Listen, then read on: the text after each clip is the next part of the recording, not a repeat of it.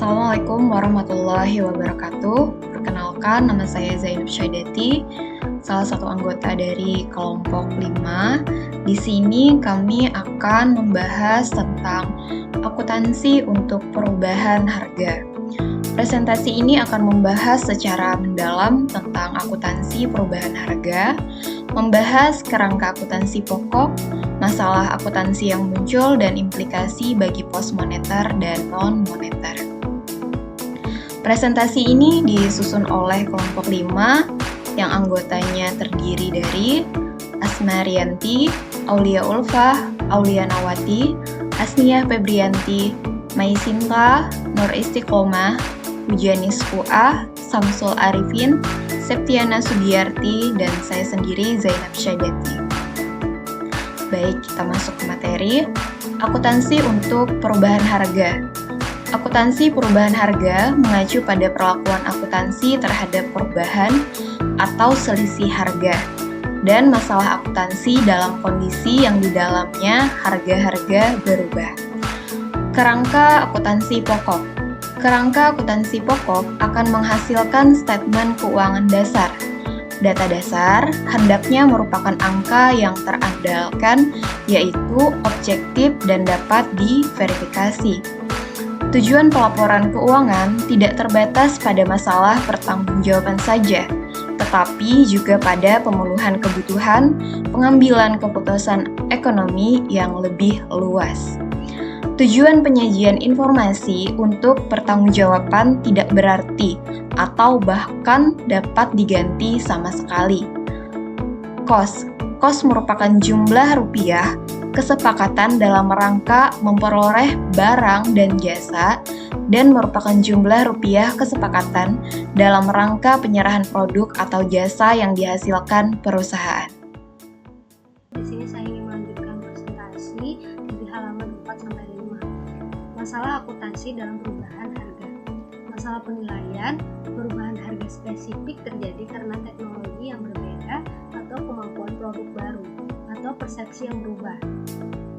Akuntansi nilai sekarang dapat mengatasi hal ini dengan pengukuran bergantung pada kos sekarang atau nilai keluaran sekarang. Masalah unit pengukur. Daya beli uang dapat berubah karena inflasi sehingga unit moneter tidak lagi homogenus dalam waktu. Hal ini membuat penjumlahan kos vertikal dan horizontal tidak bermakna lagi. Masalah pemertahanan kapital. Menentukan laba dengan mempertahankan kapital melibatkan dasar penilaian, skala pengukuran, dan jenis kapital. Masalah unit pengukur berkaitan dengan skala, sementara masalah pemertahanan kapital berkaitan dengan jenis kapital yang dipertahankan. Kemudian pos moneter dan non moneter. Pos moneter terdiri atas aset moneter dan kewajiban moneter yang berkaitan dengan klaim untuk menerima uang dihasilkan dengan jumlah dan aset yang pasti. Lalu pos non moneter adalah aset dan kewajiban yang berupa moneter yang melibatkan jumlah rupiah yang menunjukkan nilai yang berubah dengan berjalan waktu atau klaim untuk menerima atau menggunakan barang dan jasa. Selanjutnya, saya akan membahas perubahan harga, pengaruh, dan jenisnya. Perubahan harga mencerminkan nilai tukar barang atau jasa di pasar. Perubahan ini bisa disebabkan oleh berbagai faktor, baik faktor ekonomi, teknologi, maupun perubahan permintaan dan penawaran. Secara umum, perubahan harga bisa dikategorikan menjadi 3 jenis utama, yaitu perubahan harga umum, perubahan harga spesifik, dan perubahan harga relatif. Yang pertama, perubahan harga umum. Perubahan harga umum berkaitan dengan kenaikan atau penurunan nilai tukar uang yang mencerminkan kondisi ekonomi secara keseluruhan. Perubahan ini tidak spesifik pada suatu jenis barang atau jasa, melainkan mempengaruhi semua barang dan jasa dalam perekonomian. Faktor penyebab perubahan harga umum. Yang pertama, inflasi. Kenaikan harga barang dan jasa secara umum dalam jangka waktu tertentu. Yang kedua, deflasi. Penurunan harga secara umum akibat penurunan daya beli atau kelebihan produksi. Yang ketiga, jumlah uang beredar. Jika jumlah uang beredar meningkat lebih cepat daripada produksi barang dan jasa, maka akan terjadi inflasi karena nilai tukar uang menurun. Yang keempat, kelangkaan barang dan jasa. Jika barang dan jasa langka, nilai tukar uang melemah karena permintaan lebih tinggi daripada penawaran. Contohnya, harga kebutuhan pokok seperti beras, minyak, dan gula naik seiring meningkatnya inflasi. Nilai uang mengalami penurunan daya beli sehingga jumlah uang yang sama tidak dapat membeli barang sebanyak sebelumnya. Selanjutnya, yang kedua, perubahan harga spesifik. Perubahan harga spesifik terjadi hanya pada barang atau jasa tertentu. Perubahan ini tidak mencerminkan kondisi ekonomi secara keseluruhan, tetapi dipengaruhi oleh faktor-faktor spesifik yang mempengaruhi nilai intrinsik suatu barang atau jasa. Faktor penyebab perubahan harga spesifik. Perubahan selera konsumen. Itu ada pertama, perubahan selera konsumen. Preferensi konsumen yang berubah dapat meningkat atau menurun permintaan suatu barang. Yang kedua, perubahan teknologi. Inovasi teknologi dapat menurunkan biaya produksi sehingga barang menjadi lebih murah. Yang ketiga, spekulasi. Adanya spekulasi pasar menyebabkan naik atau turunnya harga barang tertentu. Yang keempat, perubahan kondisi bahan baku. Jika bahan baku barang menjadi langka atau mahal, maka harga barang akan meningkat. Contohnya, harga minyak dunia naik akibat ketegangan geopolitik di negara penghasil minyak. Yang contoh kedua, harga smartphone turun karena adanya teknologi produksi yang lebih canggih dan efisien. Selanjutnya, bahasan ketiga, perubahan harga relatif. Perubahan harga relatif merujuk pada perbedaan harga barang atau jasa yang sama dalam waktu yang berbeda di pasar yang sama.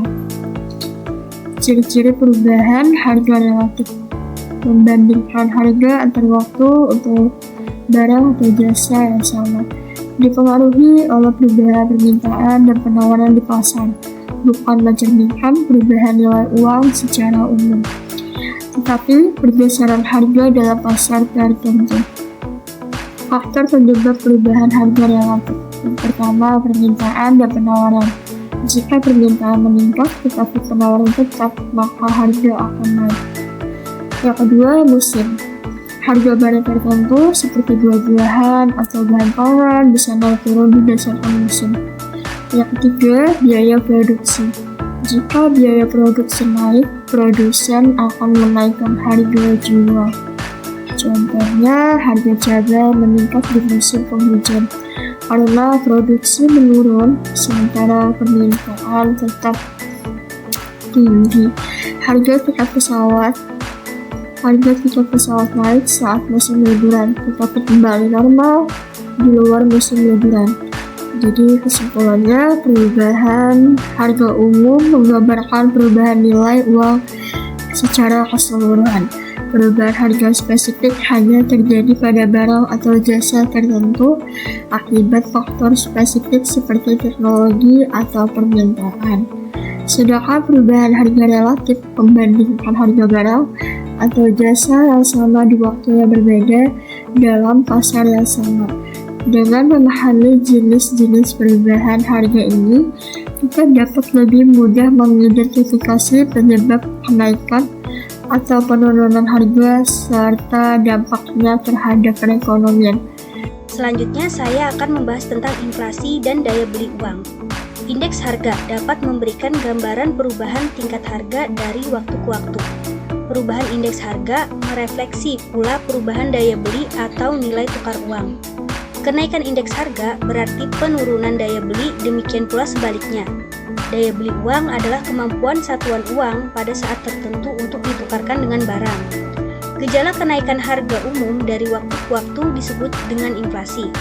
Inflasi ditunjukkan oleh indeks harga umum yang cenderung menaik dari waktu ke waktu.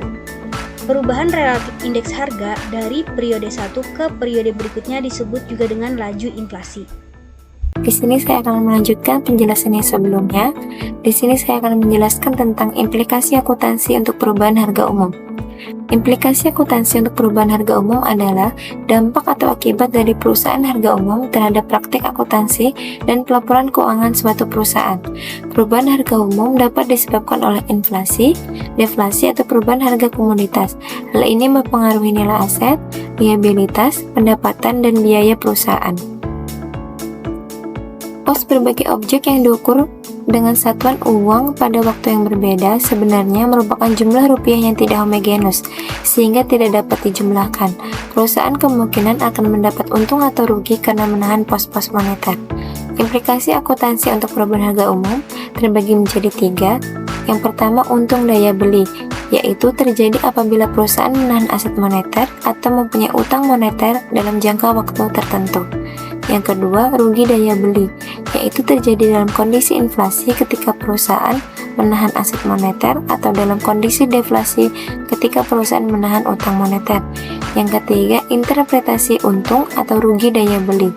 Jumlah rupiah untung atau rugi daya beli merupakan informasi untuk membantu pemakai dalam menentukan laba ekonomi perusahaan. Baik, saya lanjut. Implikasi akuntansi untuk perubahan harga spesifik. Dalam akuntansi kas histeris, perubahan harga spesifik ini tidak diperhatikan dan dengan sendirinya perubahan ini akan tersembunyi dalam perhitungan laba.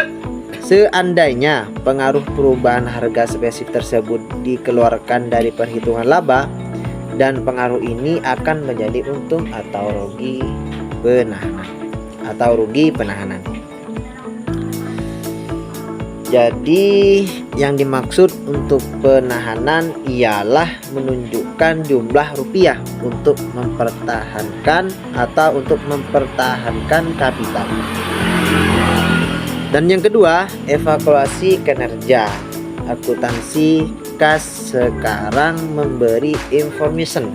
Apa information? Adalah informasi tentang kegiatan yang benar-benar merupakan upaya manajemen dan kegiatan yang semata-mata hanya menahan aset.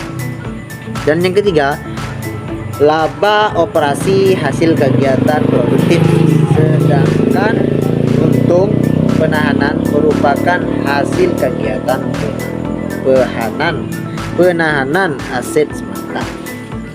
Perubahan harga relatif mengukur seberapa besar pengaruh harga suatu barang atau jasa dibandingkan dengan perubahan harga secara umum atau bisa yang disebut inflasi di seluruh barang dan jasa. Artinya perubahan harga relatif menunjukkan perubahan harga barang atau jasa setelah faktor inflasi atau perubahan daya beli uang diperhitungkan, sehingga memberikan gambaran yang lebih jelas tentang fluktuasi naik turunnya harga spesifik tanpa pengaruh inflasi. Adapun pengaruh dari perubahan harga relatif tidak dapat dipahami sepenuhnya jika tidak ada penyesuaian terhadap perubahan barang atau jasa tertentu secara spesifik, serta perubahan harga secara umum. Tanpa penyesuaian ini, perubahan harga yang terjadi akan sulit diinterpretasikan dengan akurat. Model akuntansi yang memperhitungkan pengaruh perubahan harga relatif merupakan gabungan atau hibrida antara dua pendekatan akuntansi, yaitu akuntansi daya beli konstan dan akuntansi kos sekarang. Dengan kata lain, model ini mengombinasikan kedua metode tersebut untuk memberikan gambaran yang lebih akurat mengenai perubahan harga dalam laporan keuangan. Adapun tujuan dari akuntansi daya beli konstan adalah untuk mempertahankan nilai kapital berdasarkan daya beli yang stabil sehingga nilai real aset, kewajiban, ekuitas, pendapatan, dan biaya tetap relevan meskipun ada perubahan inflasi atau deflasi. Dalam penyusunan laporan keuangan berdasarkan daya beli konstan, semua elemen dalam laporan neraca dan laba rugi dikonversi menggunakan indeks harga umum. Proses ini memastikan bahwa nilai elemen-elemen keuangan mencerminkan daya beli yang seragam, sehingga laporan keuangan lebih dapat dibandingkan dan akurat dalam menggambarkan posisi keuangan dan kinerja perusahaan dalam kondisi ekonomi yang berubah. Adapun keunggulan dari akuntansi daya beli konstan menghasilkan angka akuntansi yang lebih bermakna.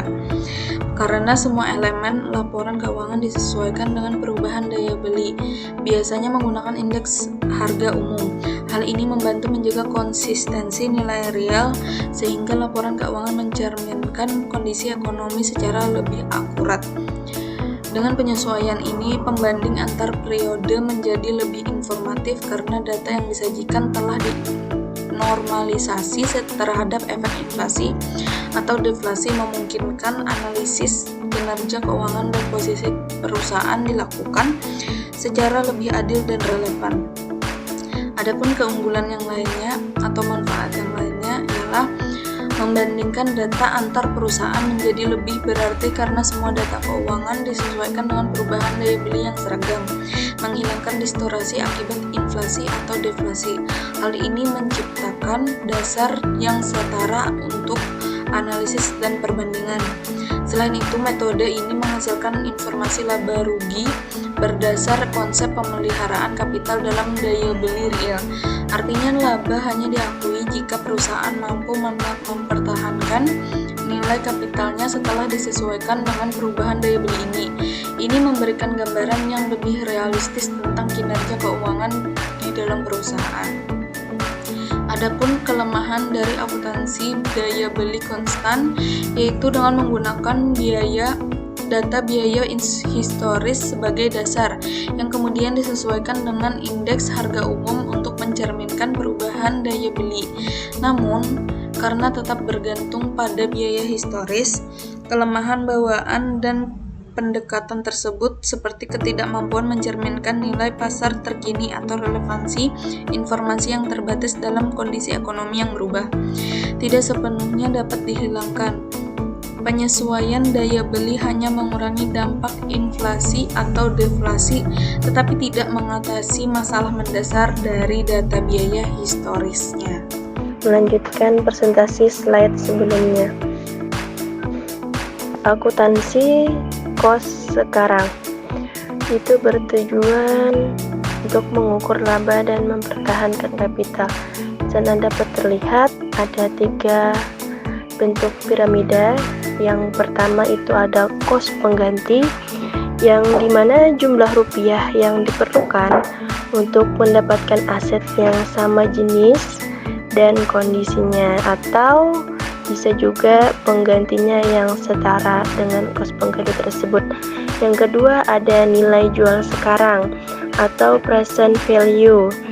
Ini dimana nilai uang saat ini yang lebih berharga daripada jumlah yang sama di masa mendatang.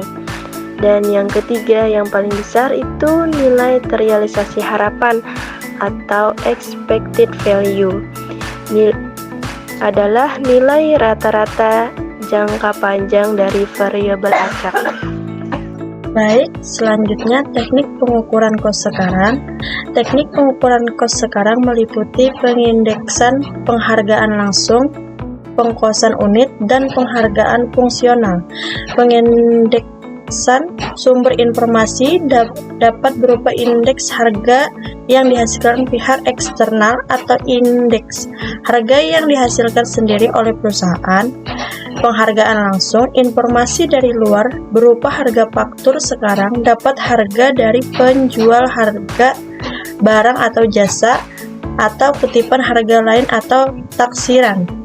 Pengkos unit, teknik ini digunakan untuk menaksir kos reproduksi suatu barang, terutama untuk barang atau jasa yang tidak mempunyai pasar keluaran atau barang yang bersifat khusus. Keunggulan akuntansi kos sekarang memberikan informasi yang lebih bermakna dan bermanfaat bagi manajemen dalam pengambilan keputusan. Informasi ini juga membantu dalam analisis kemampuan perusahaan dan membagi dividen. akuntansi kos sekarang memberikan informasi tentang efisiensi untuk perusahaan yang lebih baik dan dapat diperbandingkan secara lebih bermakna dengan perusahaan lain. Kelangsungan hidup. Untuk mempertahankan kelangsungan hidup perusahaan, akuntansi kos sekarang mendasarkan pada konsep mempertahankan kapital yang semestinya atas dasar perkembangan dan kondisi perusahaan yang mutakhir. Perbedaan akuntansi daya beli konstan dan kos sekarang. Akuntansi daya beli konstan dan kos sekarang masing-masing memiliki tujuan dan metode yang berbeda dalam mengulangi masalah perubahan harga. Akuntansi daya beli konstan mengatasi masalah unit pengukur, merevisi aset moneter pada akhir periode menggunakan indeks harga umum. Akuntansi kos sekarang mengatasi masalah penilaian, merevisi aset non-moneter secara terus-menerus menggunakan indeks harga spesifik. Standar akuntansi perubahan harga. Standar akuntansi perubahan harga di Amerika Serikat memiliki riwayat yang unik.